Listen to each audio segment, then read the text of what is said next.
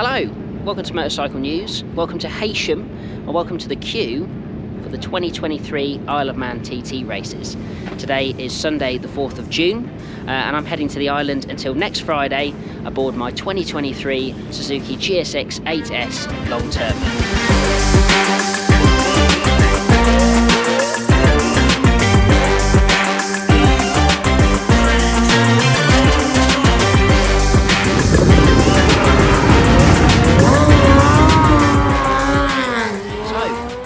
It's now, man, I don't even know what the time is. It's about 7:20 in the evening, and I've finally made it to my accommodation for the week. Set off this morning at about 20 to 8. So long day in the saddle. If anyone's seen my TT diary from last year, they'll know that I commented on the, whilst the steam packet ferry is really efficient, in fact, really easy crossing this year, didn't really have to queue at all. It is a long old ferry journey, so make sure you dress appropriately for it. Last year I wore one-piece leathers, and it was quite unpleasant. This year I've gone for jacket and jeans, and it was such a nicer crossing, so much cooler. Didn't feel like a boil in the bag rice, and yeah, really good. Got here and I'm staying in Onken this week in a lovely homestay, and just about 4 minutes from the grandstand, so that'll do nicely for my media duties whilst I'm here. Just want to talk you through a couple of thoughts on the Suzuki from the journey. For starters, really easy. One of my favourite things about the Suzuki is the quality of the dash. I think it's Suzuki's best TFT that they've done so far.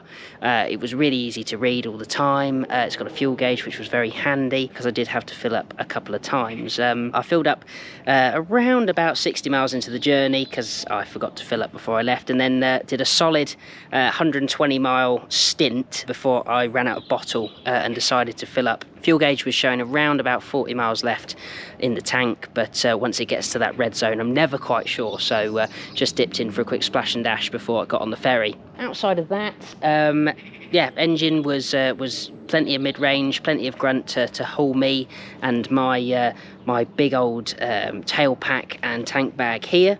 What I would say is when you get to about 70-75 miles an hour though, you do get a bit of a vibe through the pegs in top gear, which after 100 miles in the saddle becomes really quite a pain. Outside of that though, I mean, wind protection could be better, but it's a naked. I think further down the line I'll look to put a little bit of a tiny screen on there perhaps, but good visibility from the mirrors, loads of room for me to stretch out my legs, nice reach to the bars.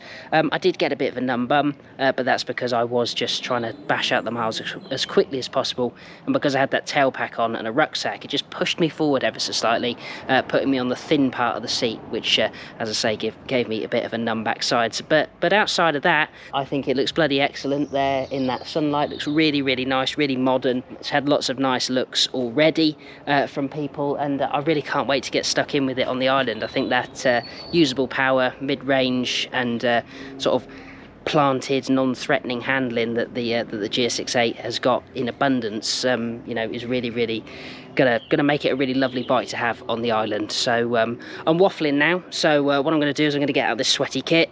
I think I'm going to have a beer, and I might wander back down to the paddock to see what's going on. So I'll catch you later. So it's now Wednesday of race week. I've been here a few days. I've got my bearings. I've got lost a couple of times, and I've spent plenty of time in the saddle on the Suzuki, and yeah, it's been really nice companion so far. I've spent a lot of my time since I've been here in and around Douglas. That's where the TT press office is. It's where the grandstand is, stuff like that, the pits. And because of my job, I've spent a lot of time around there. And the Suzuki's been wonderful around town. It's a really low seat height. You've got sort of decent wide bars for comfort, but actually not too wide. So when you've got to do a bit of filtering, it's not the end of the world. You've got gently set pegs and a decent wedge of power in the middle, so you can kind of quickly shift it up to second or third and just be lazy around town. And it's been really, really useful going to and from appointments that I've had to go to. It's also turned loads of heads. I've not seen another GSX-8 whilst I've been here. Lots of people have stopped me to ask about the bike. I've been very complimentary about it. As I said before, I think it looks really, really nice, and I'm growing to really, really love it. I thought I was going to, and the more I spend time on it, the sort of the fonder I get for the little Suzuki. Actually, this morning as well, I got up super early and I tried to do a lap of the full TT course. And I got all the way to the bungalow, which is halfway across the mountain, which is pretty much right near the end.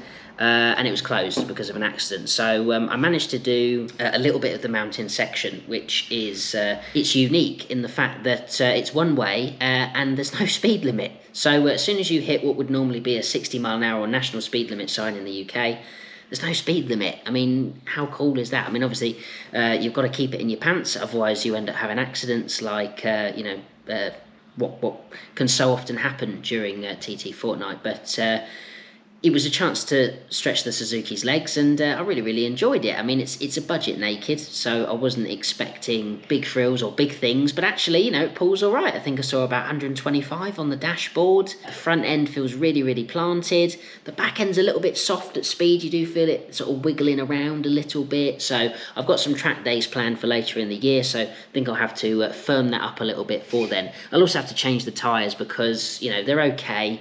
They don't offer the greatest amount of feedback. They're quite a basic tyre. There's so many better options on the market that I think would just transform that bike. Something like a Metzler M9 or a Pirelli Rosso Corsa 4. So many other options that I'm going to explore throughout the year. But as I said, about 125, that'll do me. It's got quick shifter and blipper, which have worked really nicely, snicking through those shifts. So I'm a happy boy. Obviously, as I said earlier in this piece, there's no wind protection. Obviously, it's a naked, so you do feel that when you do start to climb up to those speeds. But again, dash was super, super clear. I could read all the details and all the information that I needed to by just glancing down, which was really important at those kinds of speeds. Also up there, it highlighted the quality of the brakes and run into any ABS when braking quite hard and stuff like that.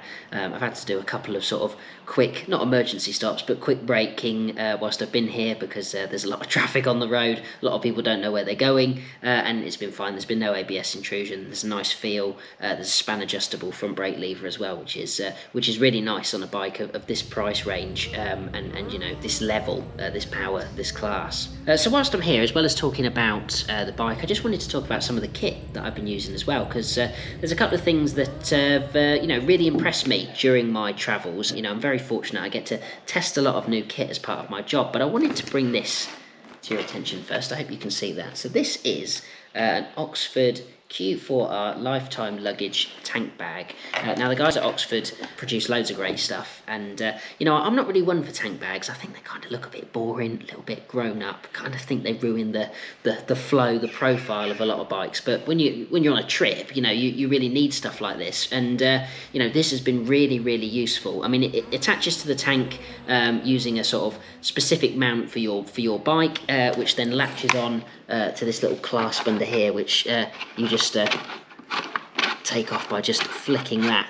And inside there's absolutely loads of room. You've also got this real nice area here to put your phone in or your sat nav. I used it to get to Heysham on the way here, and actually there is a route that you can wire through a wire as well. Now I've got a USB-C charging port on the Suzuki. It's one of the optional extras that I've opted to have fitted, and having the ability to charge my mobile on the go is it's not something new for bikes, but it's something new for me, and it's kind of really changed my perception of tank bags. I've kind of had it on for pretty much every journey that I've been on whilst I've been here, and it's been a real lifesaver. So the other thing that I wanted to show you was the crash helmet that I've been using, which is this Suomi TX Pro Carbon. Now if I hold it like a BSB racer in the winner's enclosure to give you a little bit more of a look at it, I think you'll agree it's a really, really good looking helmet. Now I've tested this is sort of a track focused helmet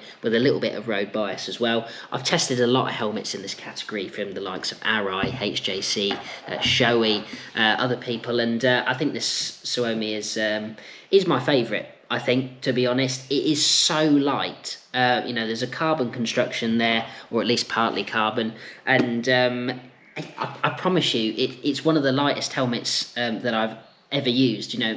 People ask me, that's a nice crash helmet, and I always say, have a feel of it. It's really quite shockingly light. The other thing is amazing vision, and you can see you've got a real wide area there. But most importantly, for a track helmet, and surprisingly a feature that a lot of track helmets don't have, is decent vision here. Now that's important when you're tucked in, because obviously you're looking that way. You're not looking directly. You're looking up, and being able to tuck in and have decent vision here is seriously important. You've also got decent number of vents, and one in there. My only real criticism so far is if you haven't got earplugs in, which I always wear, but if you don't ever put them in, it's very loud, but it's, again, it's a track focused helmet. Also, this front vent is operated by a latch inside. You can't do it with a gloved hand. The latch inside is too small, so you kind of got to set the venting that you want before you get going. Outside of that, visor mechanism is quite easy, but these little lugs here that you use to open it are quite stiff.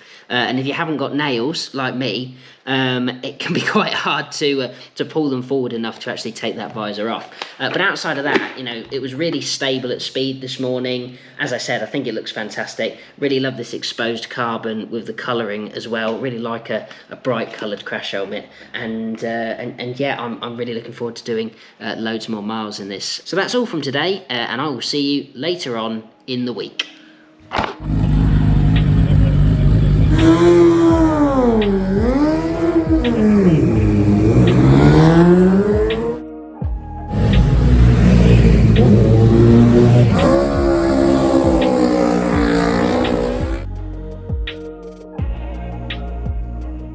Right then, after 5 days on the Isle of Man, it's time to go home. I'm on the steam packet at the moment. I'm heading back to Liverpool. Got my drinks, got my hydration, got my kit, just lurking around me. I found a nice little corner just to download my thoughts to you. So yeah, it's been a fantastic week.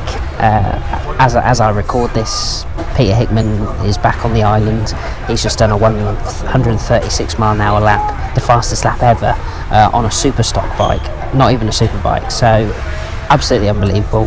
The best weather I've ever seen on the Isle of Man, and records have just tumbled, and it's been bloody brilliant, to be honest. And I tell you what else has been bloody brilliant, the Suzuki. It's been a really, really nice companion on the island. If you saw last year's video, you'll see that I brought the KTM 1290 Super Duke R Evo, which was lovely.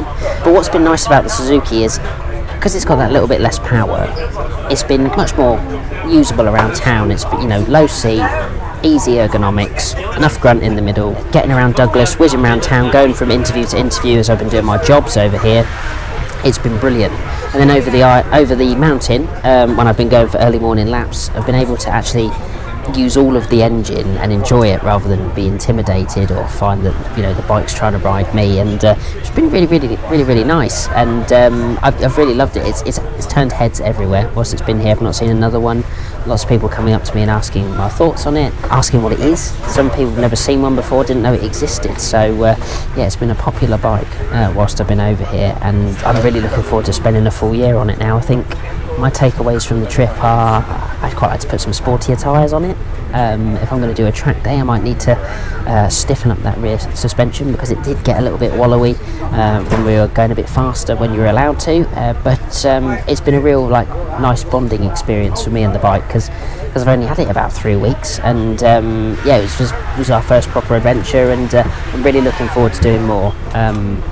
Again, I've said it before, really impressed by the dash, really like the looks from the front end, really like the stability of the bike mid-corner as well. And yeah, after this I've got best part of 200 mile ride home, over 3 hours, but the Suzuki's going to swallow it up nice and easy. So yeah, outside of that, I just want to give a shout out to the Isle of Man and the people, starting from getting on the ferry out here, the steam packet company, really, really efficient, didn't have to wait around in the hot sun or anything like that. They got us on the boat nice and quickly, and on the way home the same thing. It's decent food, comfortable seat, And yeah, thank you very much. It's really good service. Outside of that, the people on the island that I've met have been fantastic. The volunteers, the marshals. I've met members of government. I've met dignitaries. They're all so passionate about the TT, and you can feel it. Everyone loves the event. The island comes alive. There's so many beautiful motorcycles on the island, so many bikes I'd like to own, some bikes I didn't even know existed on the island, and yeah, I can't wait to come back in 2024. So I hope you've enjoyed this video. If you have, please remember to like and subscribe. Remember that you can keep an eye out for more updates on the Suzuki, both in Motorcycle News and on Motorcyclenews.com, and I'll probably be doing some more videos throughout the year. So for now, I'm going to finish this coffee, might have a little sleep, and I'll see you on the next one. Thanks very much.